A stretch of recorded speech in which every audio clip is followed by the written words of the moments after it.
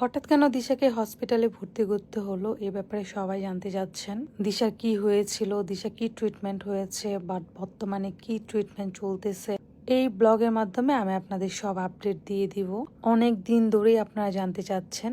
ঈদের দিন রাতে দিশা অনেক বেশি অসুস্থ হয়ে যায়, রাত না ঠিক সন্ধ্যার দিকে। তারপর আমরা দিশাকে তাড়াতাড়ি হসপিটালাইজ করি। অনেকেই অনেক ধরনের কথা বলতেছেন যে মেয়েকে দিয়ে অনেক বেশি কাজ করিয়েছেন, শুটিং করেছে, মেয়েটা অনেক বেশি টায়ার্ড, দ্যাটস ওয়াই মেয়েটা অসুস্থ হয়ে পড়ছে, মেয়েটাকে অসুস্থ করে ফেলছে। অনেকেই দিশাকে দোয়া করেছেন এবং অনেকেই কি বলবো, সবাই দিশাকে দোয়া করেছেন যেন দিশা তাড়াতাড়ি সুস্থ হয়ে যায়। সবার প্রতি আমি অনেক কৃতজ্ঞ। আর আমার ফ্যামিলির মানুষও আমাকে অনেকেই বলছে যে আমি দিশাকে সঠিক ট্রিটমেন্ট করাই নাই, এই জন্য দিশা এত অসুস্থ হয়ে গেছে, আমি দিশাকে টেক কেয়ার করি নাই। আসলে যখন একটা বাচ্চা অনেক বেশি অসুস্থ হয়ে যায় তখন আসলে দোষটা গার্ডিয়ানের উপরে চলে আসে, মা বাবা তাদের উপরে চলে আসে। আমার ভাই দিশাকে অনেক বেশি টেক কেয়ার করেছে শুরু থেকেই। দিশা টানা 25 দিন অসুস্থ ছিল, জ্বর ছিল। আমরা দিশা বার্থডে পরে থেকেই দিশা সিক, তো অনেকে বলতেছেন যে দিশা নজর লেগেছে, অনেকে বলছেন যে ব্ল্যাক ম্যাজিক করেছে। ফার্স্টের দিকে আমার এরকম কিছু একটা মনে হয়েছিল। দিশা যখন চিটাগং শুটটা হওয়ার থেকে, মানে যখন আমরা চিটাগং গিয়েছি তখন থেকে দিশার হালকা হালকা জ্বর। তারপর আমরা বাসায় আসার পর দিশা বলতেছে আমার শরীরটা ভালো লাগতেছে না। তারপর আমরা তনি আপুর সাথে দিশা একটা শুটে যাই। দেন ওইখানে দিশা শুট করার পরে দিশা অনেক অসুস্থ হয়ে যায়। তো তনি আপু আমাদেরকে আবার রাত্রেবেলা নিয়ে যায় হাঁসের মাংস খাওয়ানোর জন্য। তো ওইখানেই দিশা খেতে পারতেছিল না, তাড়াতাড়ি দিশা সিক দেখে আপু বলে আপনি তাহলে বাসায় চলে যান, আমি দিশাকে নিয়ে চলে আসি। আসার পর থেকেই দিশা অনেক বেশি অসুস্থ হয়ে যায়, মানে ওর অনেক জ্বর আসে। আমি টোটালি দেরি করি নাই, আমি দেরি না করে একদিন পরই দিশাকে নিয়ে আমি হসপিটালে চলে যাই। যাওয়ার পর ডাক্তার ওর সবকিছু শোনার পর ওকে কিছু টেস্ট দেয়, তো আমি টেস্ট গুলা করাই।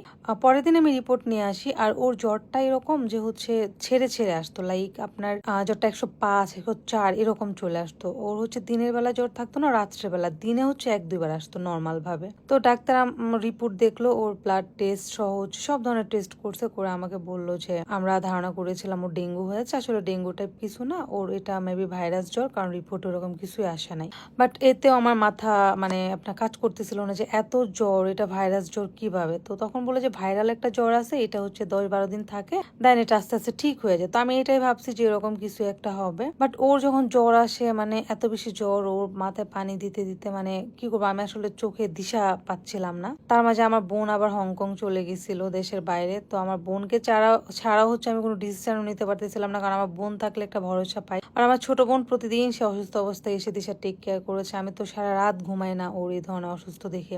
মাঝে ঈদ চলে আসতেছে, মানে সব মিলেই একটু ঝামেলার মধ্যে পড়ে যাচ্ছিলাম। দেন 6 দিনের মতো হয়ে গেছে যখন জ্বর থামি না, দেন আমি আবার ডাক্তারের কাছে গেছি। তো যাওয়ার পর আমাকে বললো যে আচ্ছা ঠিক আছে, আরো একটা টেস্ট দিচ্ছি, এটা করান, এটা করালেই আমরা দেখতে পাবো যে অন্য কোনো প্রবলেম আছে নাকি। আর ও এত বেশি অসুস্থ হয়ে পড়ছে, আর অনেক দুর্বল হয়ে গেছিল, কিছুই খেতে পারতেছিল না, কিছুই না, যা খেত সব বমি করে সে বের করে দিত, মানে সে খেতে পারতো না।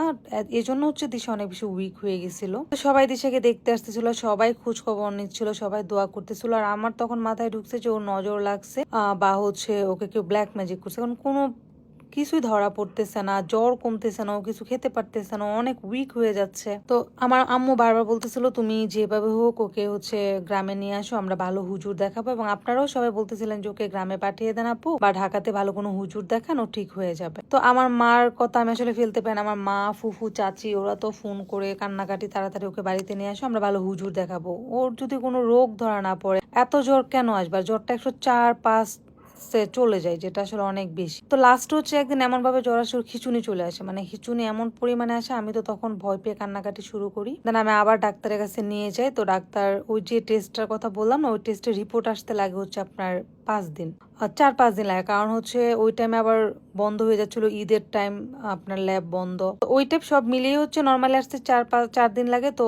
এই জন্য একটু লেট হতে পারে, এরকম কিছু বললো। তো এর মাঝে আমি দিশাকে নিয়ে আবার কিশোরগঞ্জ চলে যাই। চলে যাওয়ার পরে আমরা একজন ভালো হুজুর দেখাই, উনি এসে দিশাকে আপনার করে সব ধরনের যা যা করার করে। দেন আমার মা বিভিন্ন দোয়া টোয়া পড়ে যা যা করার করে। দেন আমার ফুফুকে নজরের যা যা আছে সব করে, আমরা কোনোটা বাদ রাখি নাই। তো যেটা সবচেয়ে বড় কথা যে হুজুর ওকে পানি দেয়, মানে পরে দোয়া টোয়া পরে। তো এটা খাওয়ার পরে ওর সাথে সাথে বমি করে ও এত কাঁপুনি দেয়, মানে ও কাঁপতে কাঁপতে ওর অনেক বেশি জ্বর চলে আসে, আর জ্বরটা হচ্ছে 106 চলে আসে। তো আমরা ভয় পেয়ে একদম কান্নাকাটি শুরু করি। তারপর সাথে সাথে ওকে হসপিটালে নিয়ে যাই, আমাদের জহুরুল ইসলাম মেডিকেল কলেজ, যেটা আমাদের ভাগলপুরে অবস্থিত। আমরা হচ্ছে ওখানে নিয়ে যাওয়ার পর সাথে সাথে ওরা হচ্ছে ওদেরকে ভর্তি দিয়ে দেয়, কারণ 106 জ্বর এটা তো নর্মাল না। দেন হচ্ছে ভর্তি দিয়ে দেওয়ার পরে হচ্ছে ওইখানে ওকে আমরা ভর্তি করি। করার পর আমাদের চিন্তা ভাবনা ছিল যে ওকে আমরা হচ্ছে নর্মালি রাতটা ওখানে রাখবো, রেখে হচ্ছে আমরা সকালবেলা ওকে ঢাকায় আমরা যে কোনো হসপিটালে নিয়ে আসবো। আর দিনটা ছিল ঈদের দিন। আমার মেয়েটা সারাদিন হচ্ছে ওয়েট করতেছিল যে সন্ধ্যাবেলায় আমি রান্না করবো আর আমার হাতের কোরবানি গরুর মাংস রান্না খাবে, বাট মেয়েটা খেতে পারে নাই। যাই হোক, ওকে আমরা হসপিটালে ভর্তি করানোর পর হচ্ছে পরের দিন রাত্রে হচ্ছে ডাক্তার সব ধরনের টেস্ট করায়, এক্সরে থেকে শুরু করে সব টেস্ট আবার নতুন করে করায়। যে টেস্টটা আমাকে ঢাকায় দিয়েছিল মানে একদিন পরেই তো আমরা চলে যাই টেস্টটা করাইতে পারি, ওই টেস্টও ওরা করাই। তো আমি ভয় পাচ্ছিলাম, ওকে অ্যান্টিবায়োটিক দিয়েছিল ডাক্তার, আমি একদিন অ্যান্টিবায়োটিক খাইয়েছিলাম।